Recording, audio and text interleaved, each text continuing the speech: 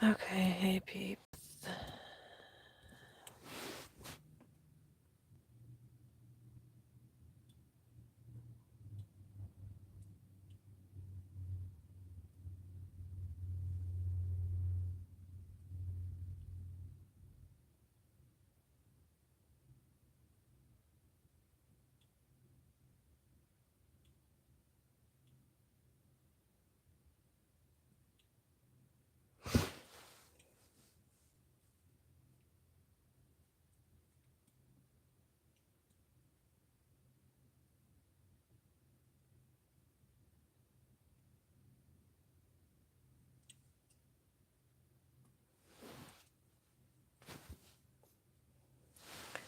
I had to move locations because where I was sitting before, it's like that's typically where I would sit, but because it's darker, but there's just way too many fucking cars that go by there.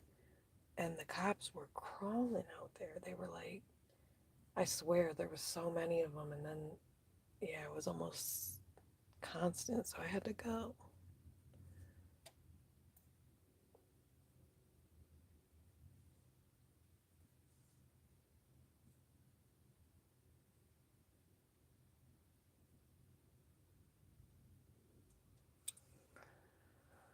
Oh my gosh, I shouldn't have been so like careless and carefree about it. I was smoking in my apartment.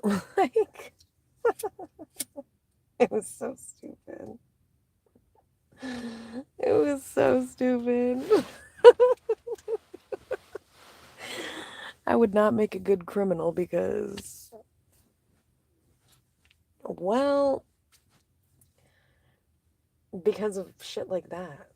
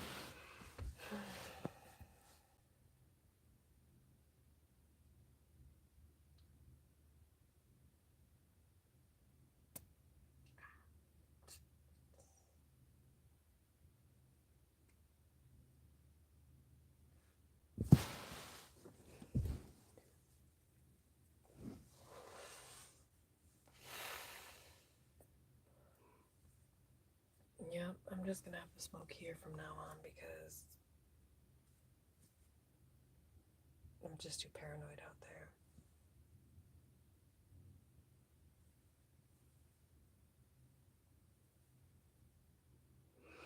And then really, I gotta move so that I can actually just smoke in my place because this is just crazy.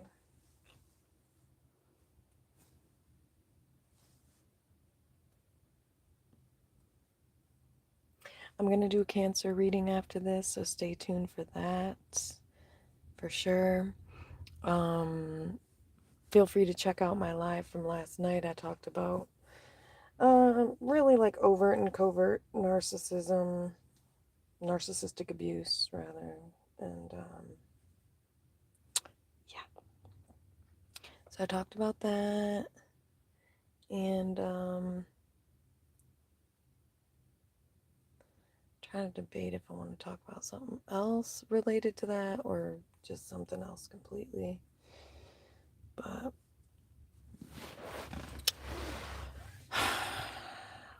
I'll just say this, that what happens over time is that, abuse does damage to different areas of the brain, and so it can impact your ability to regulate your emotions or um, just like function as normally as you would. I guess it's, your nervous system gets hijacked, so you end up having much more anxiety, um, and stress levels are increased. So, yeah, with the combination of all of those things, it leads to reactive abuse, what we call reactive abuse. And reactive abuse is basically your reaction to the abuse, but it can be things that you would never normally do, basically. So, for example, you know, a narcissistic person is verbally going off on you for 45 minutes and you don't break, and then they push the side of your head and then you attack them because I mean, so like stuff like that where it's like very provocative shit that over time. And so the thing that's crazy is that the person who's being victimized by that over time, if they're, I wouldn't even say if they're not aware. I mean, this happens to anybody because it just does damage to the brain. But over time, it makes it harder for you to understandably like function, and then harder to cope with the abuse. So then it's like basically what the abusive person does to you that leads you to over time become even more reactive, and shit like that ends up getting used against you, even though that's a result of what they've done to you over time, if that makes sense. That's why you'll see people who have been in super abusive situations for like 15, 20 years, 25 years, depending on the severity of the abuse. Sometimes you'll see victims like, offing the person in desperate situations where they can't get out. And that's, well, for a variety of reasons, but a huge part of it is I think, the damage that it does to your brain and your ability to regulate your emotions. So that was one thing I wanted to address, because certain forms of emotional abuse, like stonewalling is like when you ignore a person for extended periods of time. And I looked that up today, and that definitely does do damage. Not just to your nervous system because it's anxiety provoking, but it does damage. I think it said it. I'm actually going to look it up real quick. Hang on just a sec. Okay, so a couple things. It's very interesting, but when a person ignores you, it actually sets off the same like chemical reaction in your brain as if you were experiencing physical pain. So like if a so yeah, so that may be okay. So let me just look at this real quick. So it says stonewalling. So this is emotional abuse. Stonewalling is emotional abuse. Stonewalling, the act of refusing to communicate or engage in a conversation, can significantly impact the brain, particularly by triggering the brain's threat detection system and potentially leading to emotional and psychological distress. This is because stonewalling is a form of ostracism, which activates the same brain regions as physical pain. Yeah. So think about that. The next time you ignore the fuck out of someone, it's kind of like punching them in the face. It actually is, literally. It's extremely painful. So, there's that. I want to find where I put that. Wait. Oh, there it is. So there's that, and then I was also gonna hang on. Okay.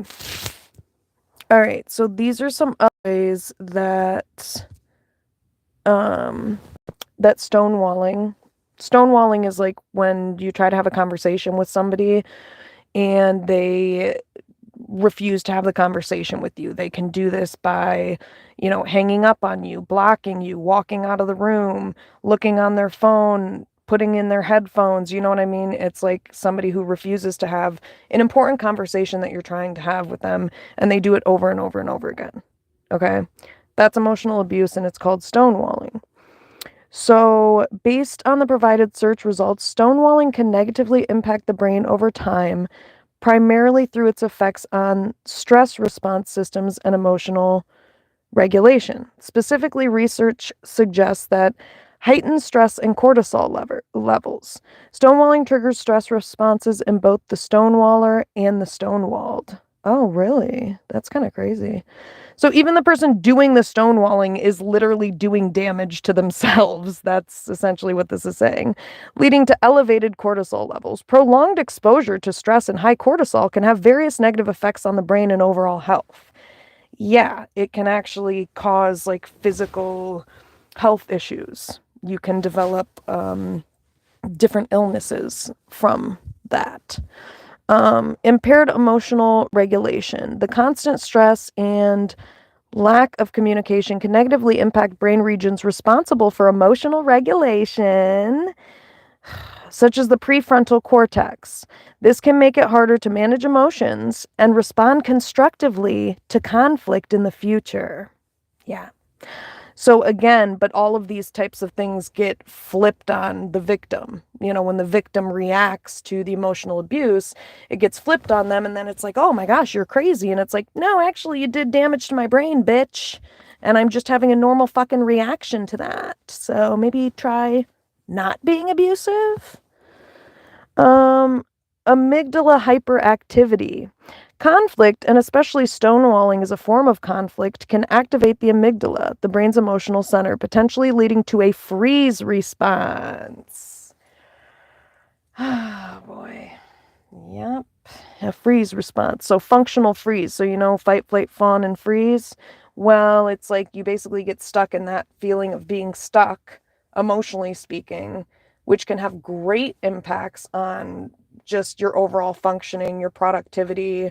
I struggle with functional freeze. I get stuck in functional freeze a lot. And you can find yourself just sitting there for hours. Like, this will happen to me if I'm like trying to go on a walk, you know, and I'll get like stuck and then it'll be like, no, come on, like go. And it's like, it's like, it's not laziness or procrastination. It's like you have so much anxiety, you feel stuck.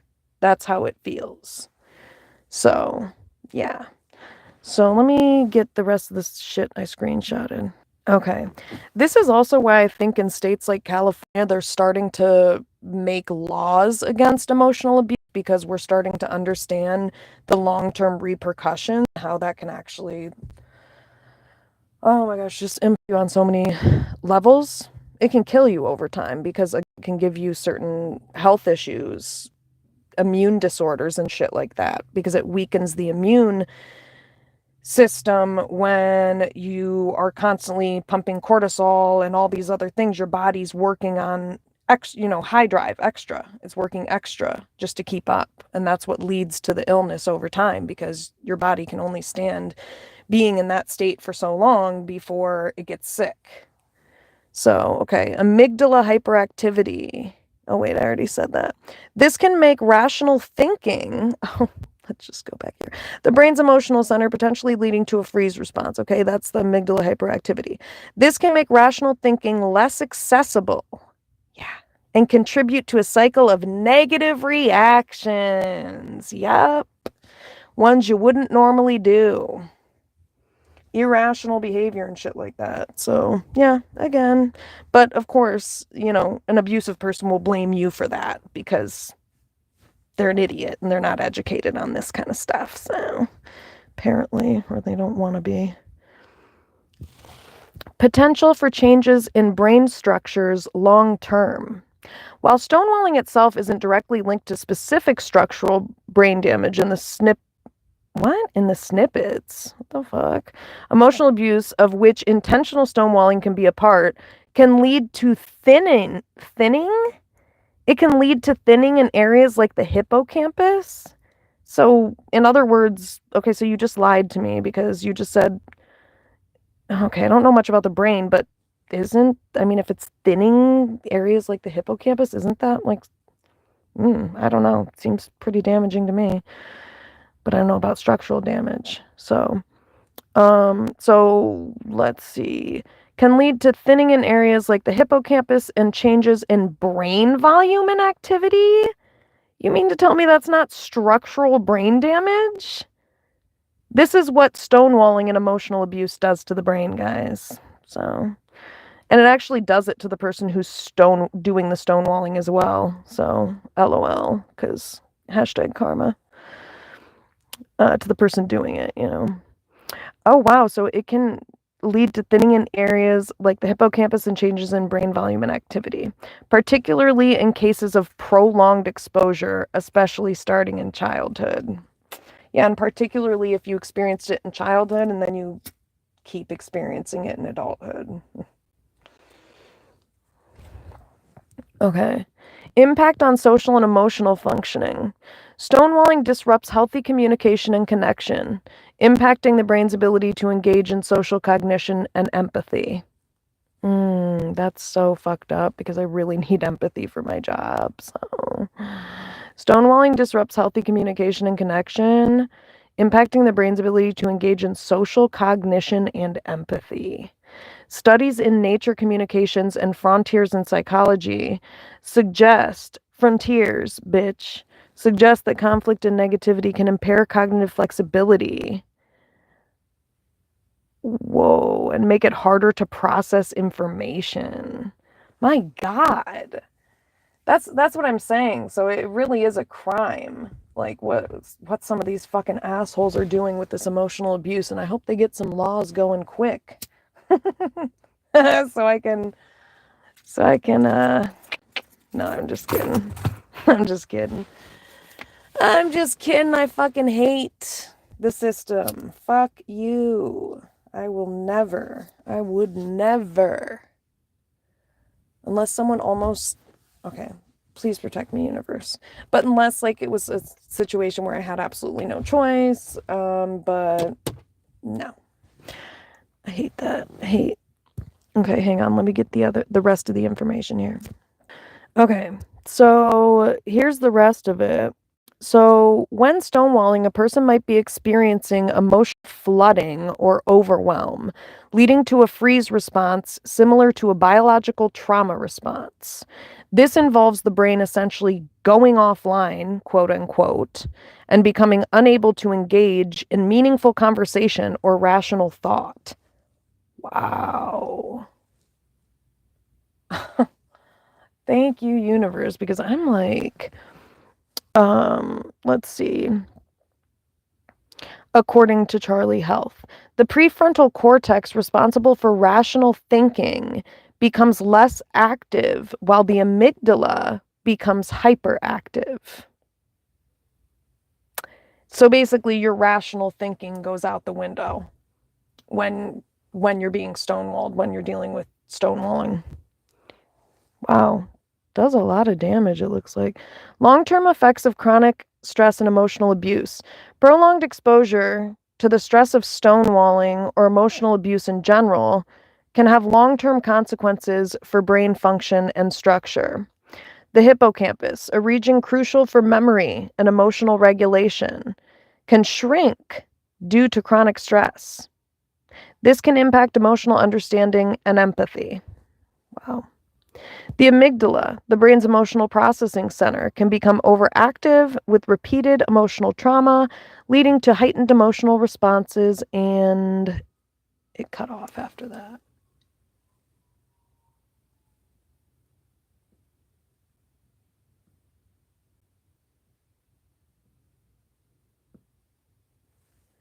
Yeah, it cut off after that. But yeah, dang, that's good to know.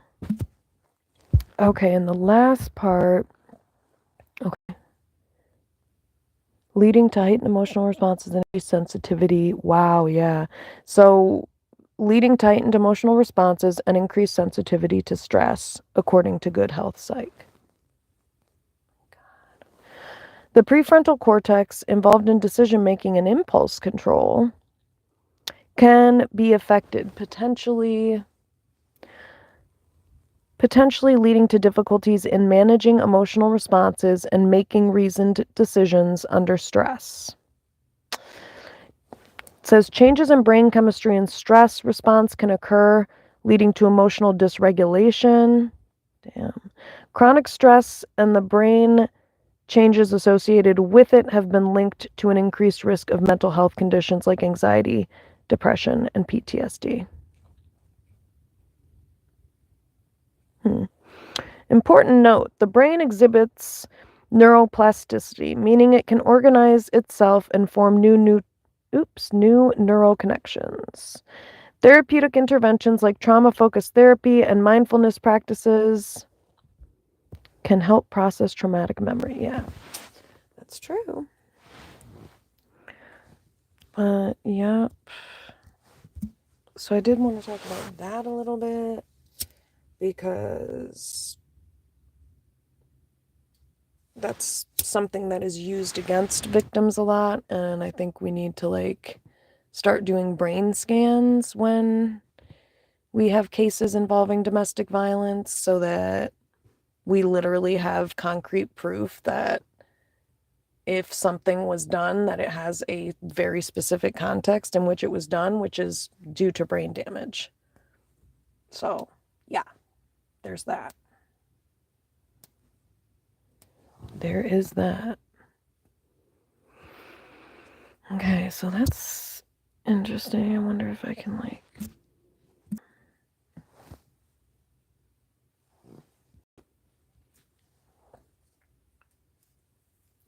Hey, how's it going?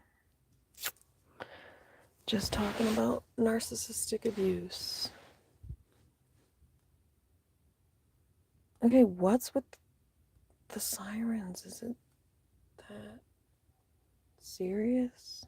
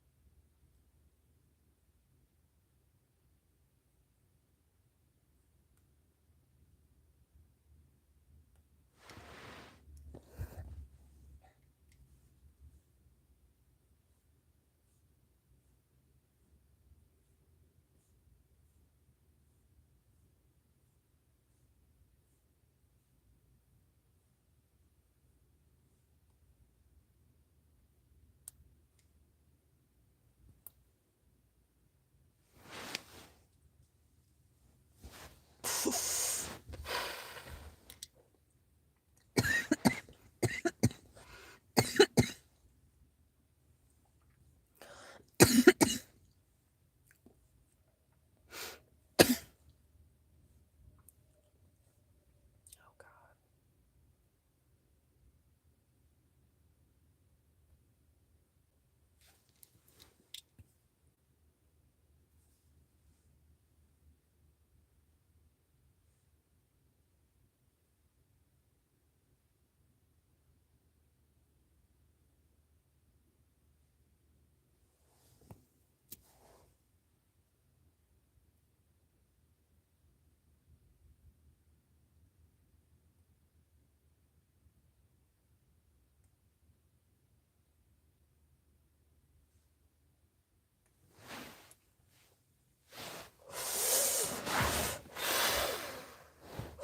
But yep, after this, I'll be doing a cancer reading.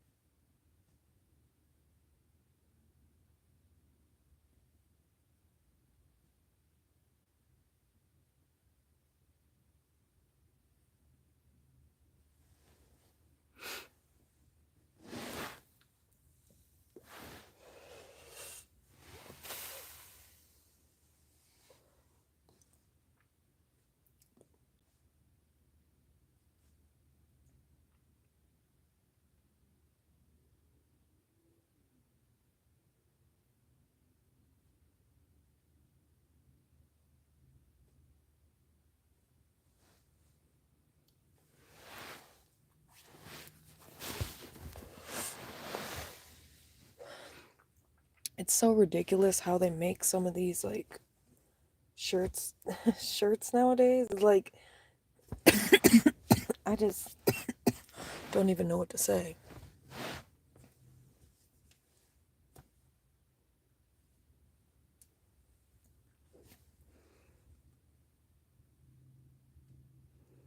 Like what used to be crop tops is now like way shorter than that. I don't know. It's just crazy. I don't understand what's going on. But sometimes you can't avoid it. It's kind of crazy.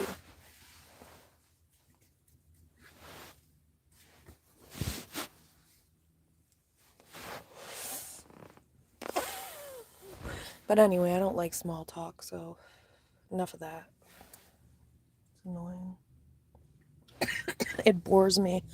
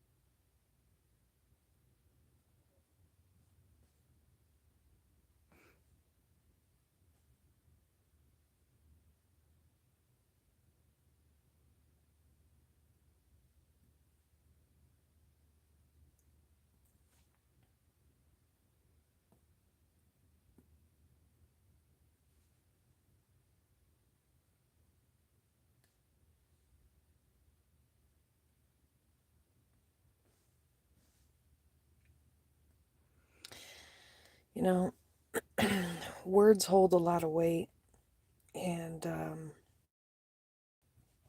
the way that someone speaks to you says a lot um, about them because somebody who is sloppy with their mouth and the way they speak to you, well,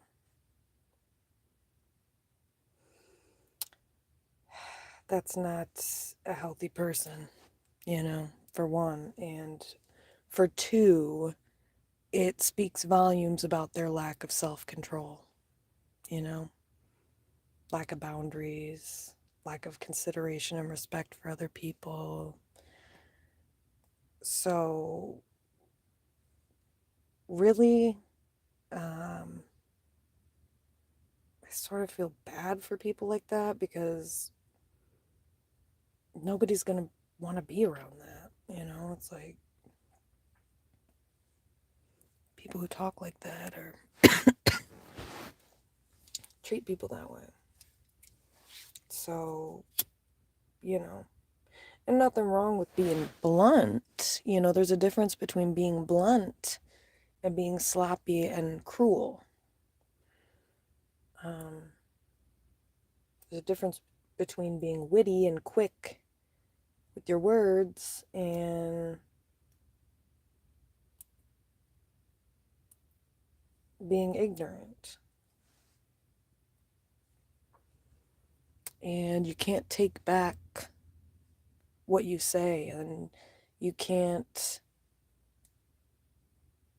It's kind of hard to reconcile emotional wounds more so than other types, but because it's like once something's been said, can't be unsaid. So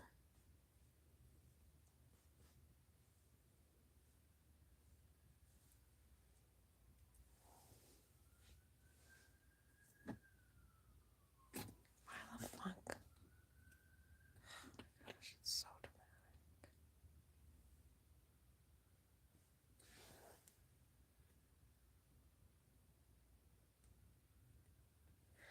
but yeah. So yeah, I mean that says a lot about a person, somebody who doesn't really think through the way they speak to you.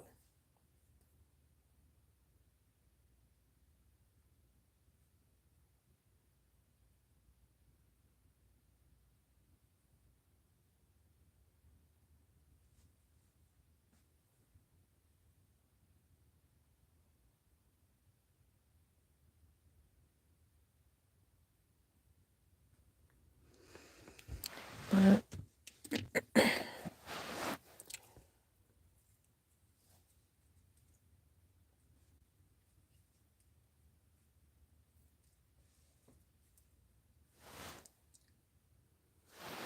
yeah, I mean that's the thing. It's like saying mean things to people, saying things you don't mean. That person's always going to question, did they really mean that? Is that really how they feel? So it creates a level of lack of trust, safety, and insecurity that is kind of just festers and is hard to fix after that. That's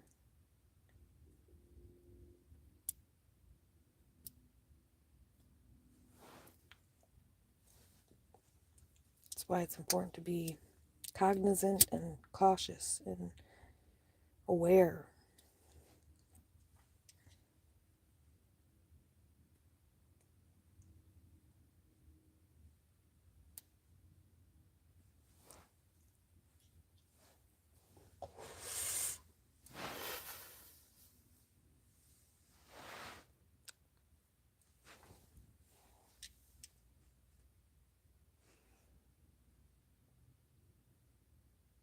But yeah, I think I'll do a reading after the cancer reading after this. And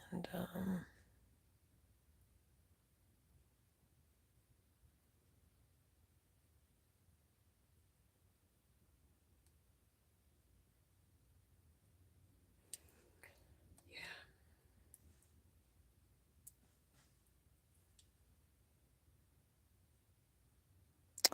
a lot of bullies out there.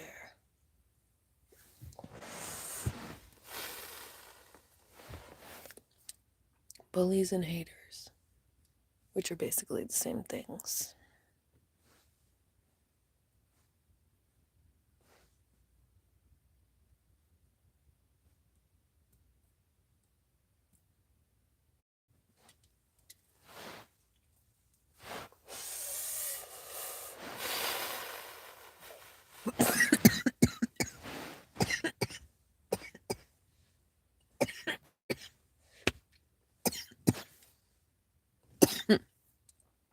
Wow.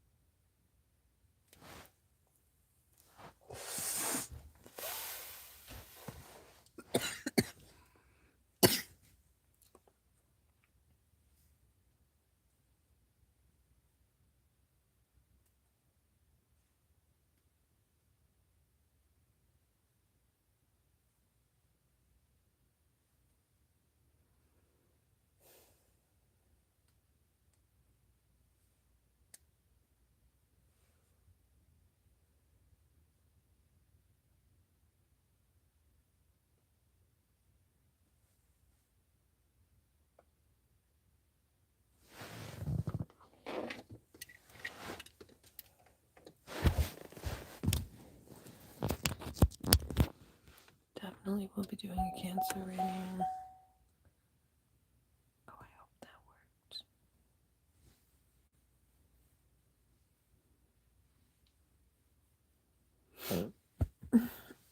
worked. Okay. Yeah.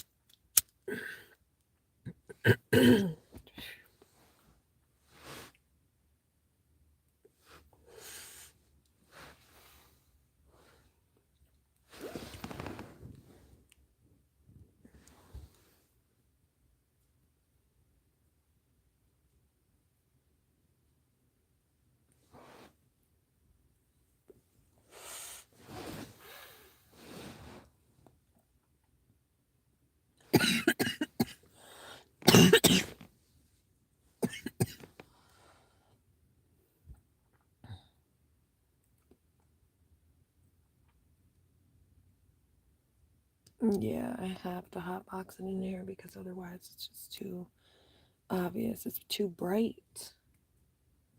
too fucking bright around here. So that's the unfortunate thing that's about about this, people, but yeah, very unfortunate.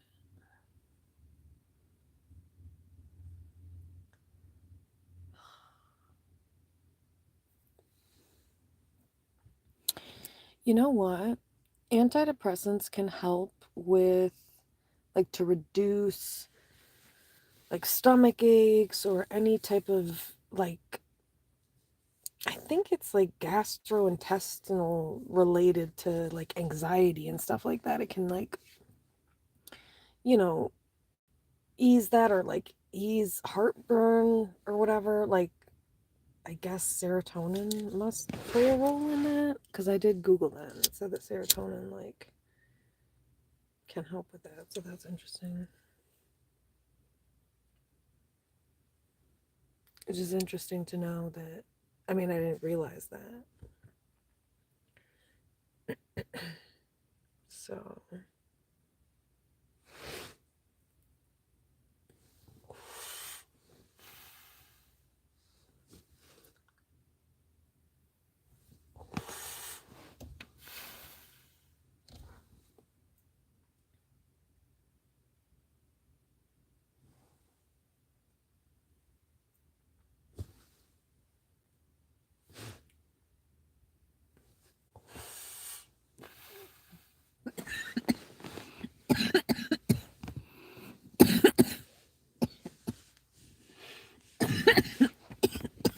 oh God.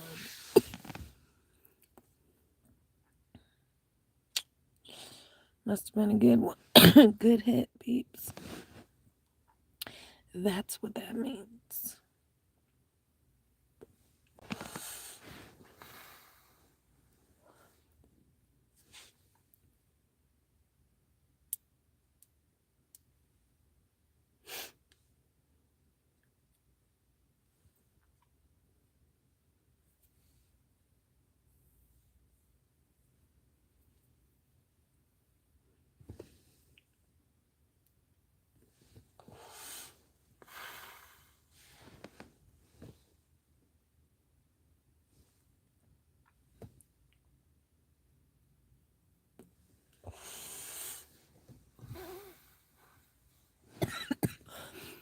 Mm.